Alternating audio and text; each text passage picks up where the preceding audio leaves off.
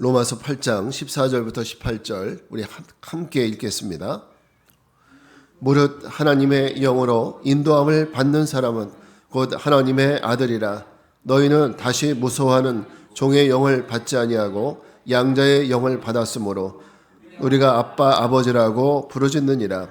성령이 친히 우리의 영과 더불어 우리가 하나님의 자녀인 것을 증언하시나니 자녀이면 또한 상속자 곧 하나님의 상속자요 그리스도와 함께한 상속자니 우리가 그와 함께 영광을 받기 위하여 고난도 함께 받아야 할 것이니라. 생각하건대 현재의 고난은 장차 우리에게 나타날 영광과 비교할 수 없도다. 아멘. 자, 오늘은 나는 하나님의 양자다라는 제목으로 말씀을 전합니다. 아까 우리 인사할 때 당신은 하나님의 자녀입니다 이렇게 인사했던 이유가 바로 여기 있어요. 나는 하나님의 양자다. 우리 같이 한번 읽어볼까요? 나는 하나님의 양자다. 얼마 전 그 CEO 리더십 연구소 소장인 그 김성희 소장님이 쓴 칼럼을 제가 본 적이 있는데 그 내용은 직장에 대한 기성세대와 요즘 그 Z세대라고 얘기하나요? 신세대 간의 차이를 다룬 칼럼이었습니다. 김 소장님이 말하기를 기성세대는 한마디로 말하면 회사형 인간. 신세대는요 퇴사형 인간이다 이렇게 얘기를 했어요. 그러니까 이 말만 들으면 도대체 무슨 말인가 이렇게 생각할 수 있는데 과거 기성세대, 우리 그 아버지 세대, 베이비 부모 세대죠. 이 세대는 주로 이제 회사에 불만이 있죠. 없는 사람이 없잖아요. 회사에 불만이 있어도 내가 회사 그만두면은 자식들은 누가 먹고 살리냐 이런 생각 때문에 억지로라도 회사에 붙어 있을 수밖에 없는 회사형 인간. 이게 바로 기성세대, 우리 부모님 세대였습니다. 근데 요즘 그 신세대들은 우리 그 Z세대죠. 이 사람들은 어떤 사람들이냐면 만약에 내가 회사에 불만이 생겼다. 그러면 언제든지 회사 때려칠 수 있는 이런 퇴사형, 이런 마인드를 갖고 있는 이런 사람이라는 거죠. 재밌죠. 이 칼럼을 보면서 이 기성세대와 신세대가 회사에 대한, 이 공동체에 대한 그 생각, 가치관의 차이가 이렇게 크구나 라는 생각을 해봅니다. 저도 과거에 직장 생활을 했던 적이 있었는데 그때는 저는 참 별로 오랫동안 하지 않았기 때문에 중간이었던 것 같아요. 그래 마음에 안 들면 때려치자 이런 생각도 많이 했었고 또 한편으로 보면 이거 그만두면 어떻게 먹고 사나 이런 생각도 했던 적이 있었던 것 같습니다. 자, 그리스도인들이 교회에 대한 소속감, 신앙적으로 예수 그리스도 안에 있다라는 이 영적 소속감은 사실은 우리가 이 회사에 대해서는 가치관의 차이가 있을 수 있지만은 우리가 주님 안에 속해 있다라는 거, 예수 안에 있다라는 거, 이거는 우리가 기분 나쁘다고 떠날 수 없는, 기분 나쁘다고 할지라도 절대 우리가 떠나지 않는, 변함없는 모두가 똑같은 가치관이 되었으면 좋겠다 이런 생각을 해보게 되었습니다. 제가 어린 시절에 할머니나 동네 어른들이 모인 곳에 가보면 어른들 모여서 이렇게 말씀 나누시는 곳에 막 지나가다 보면 그분들이 얘기하는 소리가 들려요. 그러니까 어른들 얘기하는 특징이 뭐냐면 조용히 얘기했는데 다 들려. 조용히 얘기했는데 다 들리세요. 근데 뭐라고 얘기냐면 제 주어오네래 이런 얘기를 하세요. 주어오네라고. 그러면서 그 근거로 쟤는 자기 엄마 아빠 하나도 안 닮았어. 이런 얘기를 합니다. 근데 그 말 듣고 얼마나 충격이 됐는지 나 엄마 아빠 찾으러 간다고 집 나가려고 했었던 이런 적이 있었습니다. 여러분 그 당시에는 이 양자들이 참 많았죠. 양자. 그때는 양자란 말보다 업둥이란 말을 더 많이 썼었습니다. 업둥이란 말. 이 업둥이들이 받는 서러움이 굉장히 컸던 때였습니다. 보통 어른들이 이제 그런 얘기해요. 집안 부모들이 주온 애가 일도 못하고 밥만 많이 먹는다고, 밥만 많이 축낸다고. 그러니까 지금은 우리가 밥 먹는 건 문제가 안 되지만은 그때는 먹는 게 어렸을 때는 주온 애가 일은 못하고 밥만 많이 축낸다 이런 얘기 많이 했었던 때입니다. 자, 우리는 계속 나는 예수 그리스도 안에 있다 이런 그 주제를 앞에서 계속 나눴죠. 예수 그리스도 안에 있는 사람들에게 주어지는 은혜. 지난주에는 나는 의롭게 되었다라는 말씀을 드렸죠. 여러분 의롭게 되었다라는 말이 어떤 말인지 지금 기억이 되세요? 어떤 뜻이라 했죠? 의롭게 되었다는 말은 나는 무죄다 이 생각만 하시면 돼요. 나는 무죄다. 나는 여러분 하나님의 나중에 심판대 앞에 여러분 서실 거죠? 여러분 서기 싫다고 안 설 수는 없는 거예요. 우리 모두가 믿는 사람이나 안 믿는 사람이나 다 서게 될 때 하나님은 우리에게 어떤 결론을 낼지 이미 정해졌어요. 여러분은 모두 뭐다? 무죄다. 이게 바로 우리가 의롭게 되었다는 얘기예요. 이제 쉽죠? 이렇게 쉽게 얘기해 준 사람 없어요. 우리가 의롭게 되었다는 말은 바로 그겁니다. 나는 하나님 앞에 의로운 존재가 되었다라는 거예요. 무죄다라는 겁니다. 이번 주에는 우리가 그리스도 안에 있기에 주어진 두 번째 은혜는 나는 하나님의 양자가 되었다라는 거예요. 그러니까 예수님 안에 있기 때문에 주어지는, 우리가 예수님 밖에 있으면 우리가 엄감생신 전혀 꿈도 못 꿀 일이지만은 내가 예수 안에 있기 때문에 얻을 수 있는 두 번째 은혜는 뭐냐? 나가 뭐가 되었다? 하나님의 양자.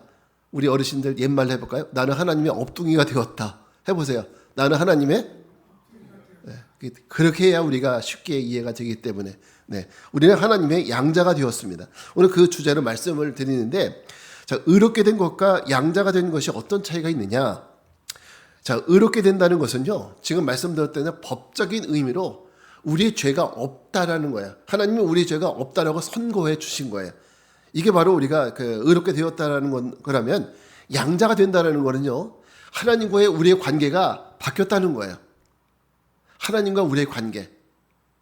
하나님과 우리의 관계가 예수 믿기 전에는 우리는 원수였어요. 죄인이었고 하나님과 우리는 원수였어요. 그죠? 근데 지금은 뭐가 됐어요? 하나님의 양자, 자녀가 되었죠. 이건 정말 큰 변화죠. 하늘과 땅이 바뀌는 변화예요. 그죠? 하늘과 땅이 바뀌는 변화죠. 원수가 어떻게 자식이 돼요? 이게 정말 그런 하늘과 땅이 바뀌는 변화입니다. 자, 우리 로마서 8장 15절 말씀 같이 읽겠습니다. 시작. 너희는 다시 무서워하는 종의 영을 받지 아니하고 양자 영을 받았으므로 우리가 아빠 아버지라 부르짖느니라. 여기서 너희는 누구를 얘기하는 걸까요? 너희는 따라합시다. 예수 안에 있는 사람들. 그러면 그렇게 바꿔서 예수 안에 있는 너희는 다시 무서워하는 종의 영을 받지 아니하고 뭘 받았어요? 양자 영을 받았으므로 우리가 뭐라고 불러요? 하나님을 아빠, 아버지라고 부르는 거예요. 여러분, 그 안재선이라는 사람이 있어요. 혹시 아시는 분들은 아실 수도 있고 모를 수도 있는데, 이 사람은 손영원 목사님의 두 아들을 죽인 사람입니다. 그러니까 당연히 손영원 목사님의 두 아들을 죽인 사람이기 때문에 그 가족과는 원수지간이 되겠죠. 그죠? 당연한 거 아니겠어요? 내 아들을 죽였는데 누가 받아들일 수 있겠습니까? 근데 손 목사님은 그 사람을 나중에 양자로 받아들이게 되죠. 자식으로 양자로 받아들이게 됩니다. 여러분, 이런 사람을 여러분은 이해할 수 있겠어요? 내 자식을 죽인 사람을 내가 양자로 삼는다? 이게 가능할까요? 우리 집사님 가능하시겠어요? 어렵죠? 정말 안 될 일이죠. 그죠? 이 사람을 교도소로 보내도 시원찮은데, 그죠?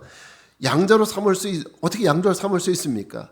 그래서 이렇게 이해할 수 없는 손 목사님이 행했던 사랑을, 그래서 이번에 우리는 사랑의 원자탄이라고 부르는 거예요. 사랑의 원자탄. 우리가 할 수 없는 그런 사랑을 베풀었기 때문에, 여러분, 양자가 된다는 것에 대한 의미가 어떤 것인지 우리가 알아야 됩니다. 여러분, 아버지가 친아들과 친아들이 있고 양자가 두 사람이 있어요. 그러면 유산을 넘겨줄 때 누구에게 더 많이 줘야 돼요? 친아들에게 많이 줘야 되겠죠? 그건 집사님 생각이고, 법적으로 어떻게 되는지 아세요? 집사님 어떻게 돼요? 김한철 집사님. 똑같이 되는 거죠. 법적으로는요, 똑같이 된다는 거예요. 그래서 앞에서 제가 의롭다 얘기하는 법적인 얘기를 한 이유가 거기 있는 거예요. 법적으로 우리는 이제 하나님의 자녀가 된 거예요. 의롭게 됐고, 법적으로 이제 하나님의 자녀가 된 겁니다. 그러므로 우리는 이제 하나님의 유산, 하나님이 주신 그 유업을 받을 만한 자격이 우리에게 주어졌다, 안 주어졌다? 주어졌다라는 얘기를 하는 겁니다. 여러분, 우리가 오늘 나는 양자가 되었다, 그래요. 옛날 분들 말씀하시는 것처럼 나는 하나님의 업둥이가 되었다? 이런 말 쓰는 사람은 없을 거예요. 나는 하나님의 업둥이가 되었다라는 부분을 함께 나누는데, 이 말에 가지고 있는 엄청난 의미가 있어요. 나는 하나님의 양자가 되었다라는 이 말이 지니는 엄청난 의미가 있어요. 여러분, 하나님에게 친자는 누굽니까? 예수님. 또 누가 있어요? 예수님 말고 또 누가 있어요? 없어요. 그래서 우리는 성경을 보면은 예수님을 하나님의 독자, 독생자라고 말씀하잖아요. 그죠? 독생자라는 건 뭐예요? 하나님이 아들이 친자가 한 분밖에 없다는 거예요. 그게 누구예요? 예수님이에요. 예수님. 하나님에게는 친자가 누구밖에 없다? 예수밖에 없다. 그러면 하나님의 모든 유업은 누구 거예요? 예수님 거예요. 그게 맞아요. 그래서 예수님만이 하나님의 유업을 받을 자격이 있었지만은 하나님은 어떻게 된 일인지 우리를, 하나님과 원수되었던 우리들을 뭐로 만들었어요? 양자, 업둥이, 양자로 삼으셨어요. 자, 결국 이러므로 인해서 우리는 예수님과 똑같은 하나님의 유업을 나눠주신다는 거예요. 이게 바로 우리가 양자됨의 중요한 의미가 있는 겁니다. 목사님 그 양자가 되든 뭐가 되든 뭔 상관이 있습니까? 그 의미가 바로 여기 있습니다. 한번 우리 히브리서 9장 15절 말씀을 같이 읽겠습니다. 시작. 이로 말미암아 그는 새 언약의 중보자시니 이는 첫 언약 때의 범한 죄에서 속량하시고 죽으사 부르심을 입은 자로 하여금 영원한 기업의 약속을 얻게 하려 하십니다. 여기 보면은 두 가지가 다 나왔어요. 우리의 죄를 속량하심. 아까 얘기했죠? 뭐라 그랬어요? 의롭다 하심이 바로 속량이라 그랬잖아요. 그죠? 의롭다 하심. 의롭게 하셔서 뭐 하기 위해서?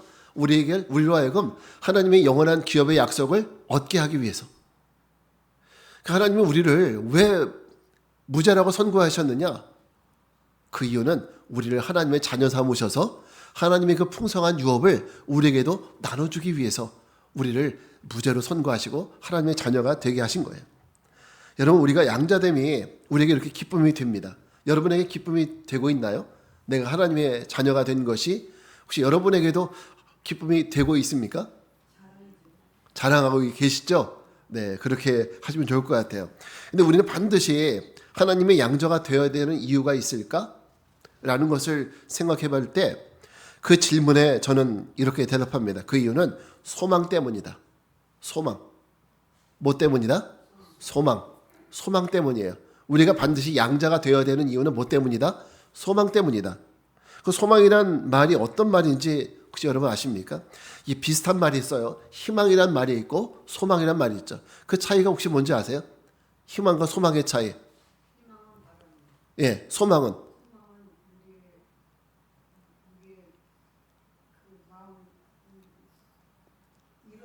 예, 99.9점이에요. 근데 100점은 안 되지만 99점은 되는 것 같아요. 예, 여러분, 희망이라는 것은 단순히 내가 뭘 되길 바라는 거예요. 나 뭐 되고 싶어, 먹고 싶어, 하고 싶어. 이게 희망이에요.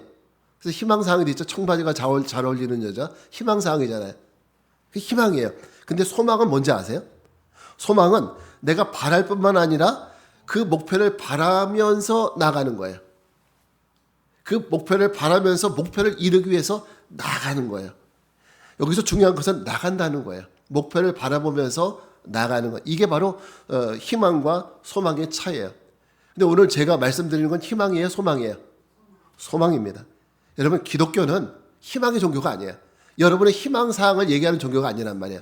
나는 뭐가 되고 싶고 부자가 되고 싶고 이런 희망사항의 종교가 아니라 기독교는요, 소망의 종교입니다. 소망의 종교.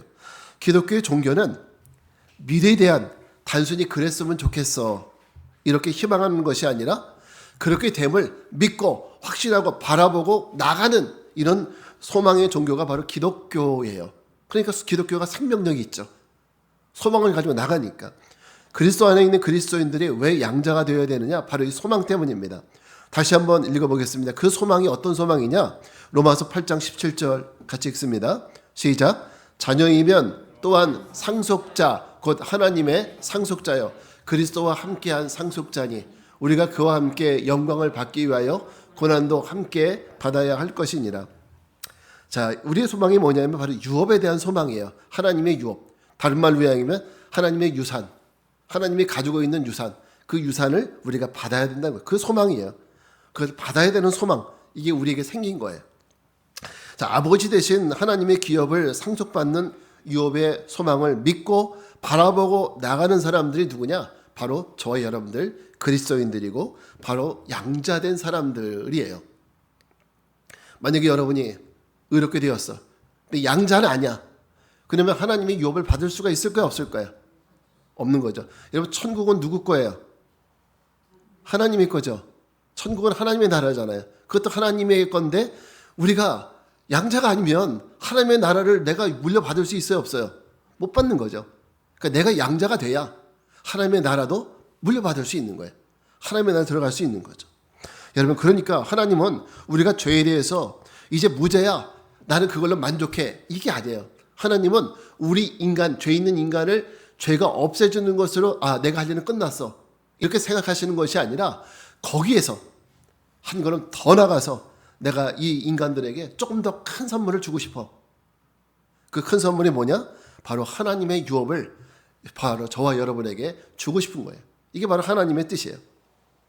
그래서 우리는 하나님의 유업을 받는 양자가 되었어요.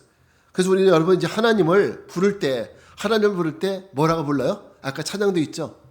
아버지라 부르죠. 이 찬양했죠. 그럼에도 불구하고 찬양도 했잖아요. 그래서 우리가 이제 하나님을 부를 때 무서운 재판장 이렇게 부르는 것이 아니라 아버지라고 부를 수 있는 거예요. 우리 로마서 8장 14절부터 15절 말씀을 다시 한번 읽어보겠습니다. 시작. 무릇 하나님의 영으로 인도함을 받은 사람은 곧 하나님의 아들이라. 너희는 다시 무소하는 종의 영을 받지 아니하고 양자의 영을 받았으므로 우리가 아빠 아버지라고 부를 수 있느니라. 우리가 이제 양자의 영을 받았어요. 그래서 우리 하나님을 아버지라고 부를 수 있는 거예요. 교회 처음 나오는 분들이 참 당황스러워하는 것이 그거죠. 왜 교회 다니는 사람들은 자기네 집에 엄마 아버지 다 계시는데 교회 와서 왜 엉뚱한 데 대고 아버지를 찾느냐. 여기에 대해서 오해하시는 분들이 있어요. 자, 이제 여러분들은 왜 우리가 어떤 아버지를 찾는 건지 이해하시죠? 이제 아시겠어요? 교회 나와서 내가 부르는 아버지는 어떤 아버지예요? 육신의 아버지가 아니라 바로 우리를 의롭다 해주시고 우리에게 이 천국을 유업으로 주실 바로 그 아버지. 그 아버지가 육신의 아버지도 있지만 영의 아버지도 있는 거예요. 그 아버지가 누구예요? 바로 하나님을 얘기하는 거죠. 자, 우리가 이제 하나님의 양자됨을 믿고 또 우리가 살아갑니다. 양자됐어요. 기분 좋아요. 이제 너무나도 소망이 있어요. 그렇지만 이런 기분도 좋고 하나님의 자녀가 됐으니까 소망도 생겼어요. 근데 이렇게 살아가지만 여전히 우리가 살아가는 이 삶에는 고난도 있고 아픔도 있고 눈물도 있더라는 거죠. 때로는 박해도 있고 때로는 고난도 있고 갇힐 때도 있고 못 먹을 때도 있고 병이 들 때도 있고 이게 바로 우리 인생의 삶이에요. 아마 이 삶은 예수님이 오시는 그 순간까지 이런 삶은 계속될 거예요. 어떤 분은 우리 집사님도 지난번에 말씀하셔서 저는 마음이 좀 아팠는데 내가 목사님 왜 암이 걸렸는지 모르겠어요. 집사님 얼마나 힘드셨으면 그런 말씀 하시겠어요. 그 마음은 전 충분히 이해가 돼요. 어떤 말씀을 해드리면 좋을까 이런 생각을 했는데 어떤 말보다는 그냥 때가 되면 하나님이 말씀해 주시겠죠 이런 생각을 했습니다. 여러분 우리가 살아가는 날 동안에는 어쩔 수 없이 우리에게는 이런 고난이 있을 수밖에 없어요. 저에게도 마찬가지고 누구에게도 마찬가지예요. 그것 때문에 내가 예수님 잘 못 믿고 있나? 이런 생각 하실 필요가 없어요. 성경은 우리에게 그런 일이 있을 거라고 이미 말씀을 해주셨기 때문에. 근데요, 우리가 이런 삶을 살아갈 때 그럼 목사님 우리가 이런 삶을 살 텐데 그럼 우리가 어떻게 이런 삶을 이기면서 살아갈 수 있죠? 이런 질문을 하잖아요. 저는 두 가지 말씀드립니다. 첫째는 우리가 장차 받을 영광을 붙들어야 돼요. 뭘 붙들어야 돼요? 장차 받을 뭐를? 영광을 붙들라는 거예요. 장차 받을 뭘 붙들라고요? 영광. 한번 8장 18절 말씀 같이 읽겠습니다. 시작. 생각하건대 현재의 고난은 장차 우리에게 나타날 영광과 비교할 수 없다. 뭐와 비교할 수 없다? 영광. 여기는 분명히 영광이라는 표현을 썼어요. 영광. 여러분 영광이라는 의미는 이름이 빛나고 자랑스럽게 되는 것이에요. 그래서 내가 이거 하기 잘했네. 내가 예수 믿기 잘했네. 라고 여러분이 스스로 잘했다고 자기 칭찬할 수 있는 바로 그 스스로 영광. 그 영광. 장차 내가 그럴 날이 있을 거라는 거예요. 그 영광과 비교하면 지금 여러분 우리가 못 먹고 그리고 갇히고 아프고 이런 것들은 비교할 것도 못 된다는 거예요. 자, 근데 영광이라는 것은 현재적인 것이 아니라 미래에 내가 얻을 거예요. 그래서 여기 장차라 그랬잖아요. 장차 우리에게 나타날 영광이라고 얘기했죠. 그러니까 장차라는 것은 지금이 아니라 미래를 얘기하는 거예요. 다시 말해서 예수님이 이 땅에 다시 오실 때 누리게 되는 영광을 얘기하는 거죠. 여러분 와신상담이라는 말 아시죠? 많이 들어보셨죠? 와신상담. 그게 무슨 얘기냐면 미래의 복수를 위해서 내가 칼을 가는 거예요. 어떻게?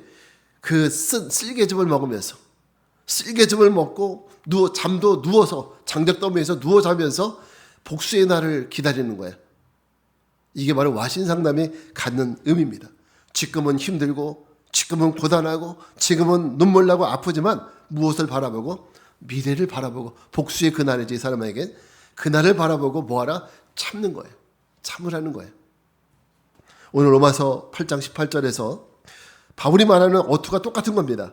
미래에 하나님이 너에게 주실 유업이 그게 얼마나 큰 건지, 얼마나 값진 건지, 얼마나 귀한 건지, 얼마나 좋은 건지, 그거 네가 받으면은 그때 되면은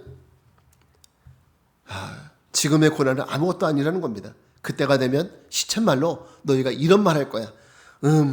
웃으면서 이 힘들었던 날을 얘기할 날이 분명히 있을 거라는 거죠. 여러분, 만약 지금 내가 부동산에 1,000만 원을 투자했어요. 부동산을 살려고. 근데 10년이 지나도 한 푼도 안 올랐어. 그리고 1,000만 원이 아까워요, 안 아까워요? 무척 아까운 거죠. 종이짝처럼 돼버린 거니까. 근데 만약에 내가 1,000만 원을 투자했는데 10년이 지나니까 10억이 돼버렸네. 이 값어치가. 그럴 수 있잖아요. 지하철이 생기든가 그러면. 그죠? 100배 올랐어요. 그러면 여러분 처음에 1,000만 원 투자한 게 아까워요, 안 아까워요? 하나도 안 아깝죠? 오히려 내가 더 투자할 걸, 이 마음이 들걸요? 그런 마음이 들지 않겠습니까? 오늘 아침 신문을 보니까 강릉에서 로또 복권 당첨자가 11명이 나왔대요. 11명이 1등이. 그 사람들에게 복권 요새 얼마나 가는지는 잘 모르겠는데 한 500원 가나요? 잘 모르겠는데 5,000원이요? 1,000원이요? 네. 어쨌든 간에 사람들에게 지금 복권값으로 얼마를 냈는지 모르겠지만 1등 당첨된 사람에게 그거 아까울까요, 안 아까울까요? 전혀 안 아깝죠. 그 투자가 잘했네, 내가 잘했네, 더 할 걸, 이런 생각이 들 겁니다. 그렇다고 여러분 복권 사는 얘기 하는 거 아닙니다. 제가 그 기분만 느끼라는 거, 그 기분만. 여러분 장차 나타날 영광은 지금 우리가 예수를 믿으면서 여러 가지 고난도 당하고 또 때로는 내가 예수 믿는다고 가족들과 다툼도 생기고 친구들과 믿지 않는 친구들과 멀어지기도 하고 또 어떤 때는 기도를 해도 기도가 응답이 돼가지고 마음이 막 아프고 쓰리고 이럴 때도 있어요. 그래도 내가 포기하지 않고 그날을 바라보면서 끝까지 소망을 잃지 않고 참았더니 지금 이런 영광을 내가 얻게 되었어.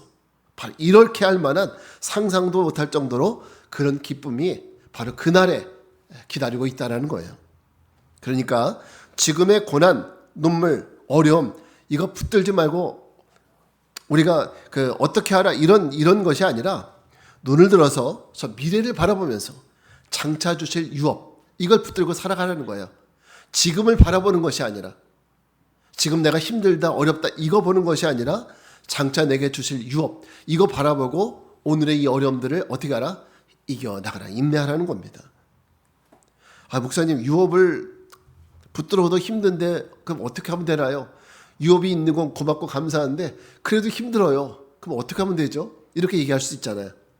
그래서 두 번째는 주님께 믿고 맡기십시오. 두 번째가 그거예요. 주님께 믿고 맡기십시오. 자, 베드로전서 5장 7절입니다. 시작. 너희의 염려를 다 주께 맡기라. 이는 그가 너희를 돌보심이라. 아멘. 여러분 주께 믿고 맡기라는 거예요. 우리 이런 얘기 처음 들어보는 건 아니죠. 근데 문제는 이 맡긴다라는 이 말, 그 의미가 무엇이냐면 여러분 집에서 아이를 봐요. 아이를 막 업고 이제 아이를 보다가 갑자기 급한 일이 생겼어요. 그래서 저 종로 광화문에 가야 돼. 근데 지금 아이는 지금 어떻게 할 수 없고 데려갈 수는 없고 그때 어떻게 해야 돼요? 옆집에 있는 순이 엄마에게 찾아가서 우리 애 좀 봐달라고. 그죠? 그러면서 맡기잖아요. 애를 맡기고 나는 볼일 보러 나가지 않습니까? 그러면 옆집 순이 엄마한테 애를 맡기고 갈 때는 어때요? 혼자예요? 둘이에요? 맡길 때, 맡기러 올 때는 애하고 엄마하고 둘이지만 맡기고 난 후에는 혼자예요, 둘이에요? 혼자죠. 엄마 혼자 하잖아요. 이게 맡긴다는 의미예요. 이게 맡긴다는 의미라고. 맡길 때는, 맡기러 올 때는 둘이지만은 갈 때는 혼자, 나 혼자 나가는 거예요. 마찬가지입니다. 우리가 우리 염려와 근심을 주께 맡긴다는 것은 이와 같습니다. 지금까지는 내 문제가 되어서 내가 그 일로 인해서 끙끙 앓고 근심하고 염려하지만은 이것을 내가 주님께 맡긴다는 것은요, 이제는 주님 앞에 이 문제를 어떻게 하느냐, 이렇게 내려놓는 거예요. 지금 내 손 안에 있던 컵이 이제는 내려놓으니까 내 손에 없어요. 내 손 안에 있었던 이 염려와 근심을 주님께 맡겨요. 그럼 나에겐 근심이 없는 것. 이게 바로 맡긴다는 의미예요.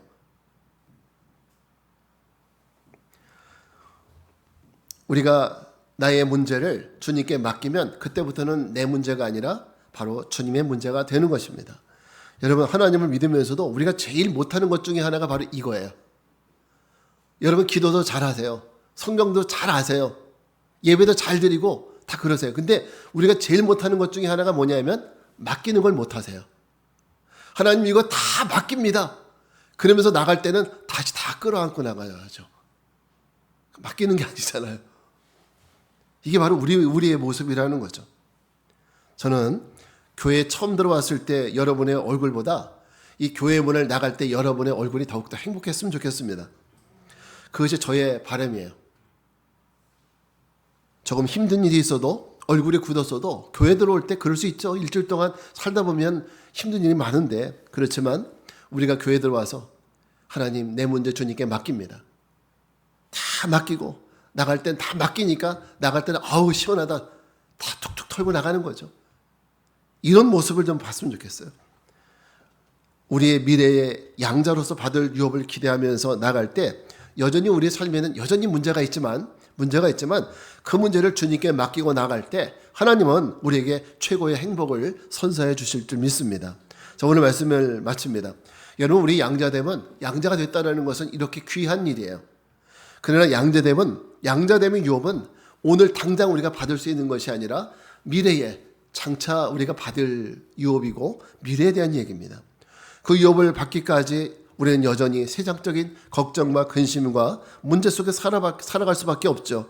그러나 여러분, 와신상담이란 말처럼 우리 삶의 목적이 분명하면, 내가 부모의 원수를 갚아야지, 목적이 분명하면 여러분 이것도 이길 수 있어요. 하나님도 우리를 의롭게 하신 이유는 목적이 있었어요. 하나님이 우리를 예수 안에 두시고 단순히 의롭게 하셔서 죄의 굴레를 내가 벗겨줘야지 여기만 있는 것이 아니라 하나님의 더 큰 목적은 하나님의 나라의 유업을 이 사람들에게 줘야겠다라는 이것이 더 있었다는 거죠. 근데 그 시간이 지금 당장이 아니라 미래의 유업이라 그 시간까지는 우리가 그 시간까지 살아가길 때 우리에게 필요한 것은 바로 믿음이라는 거예요. 믿음. 우리 인간은 지구 안에 살 때는 아무것도 몰랐는데 이제 지구 밖을 관심을 갖게 되었을 때 도대체 저 밖에는 뭐가 있을까 이런 궁금증을 갖게 됐죠. 그래서 우주를 관찰하기 위해서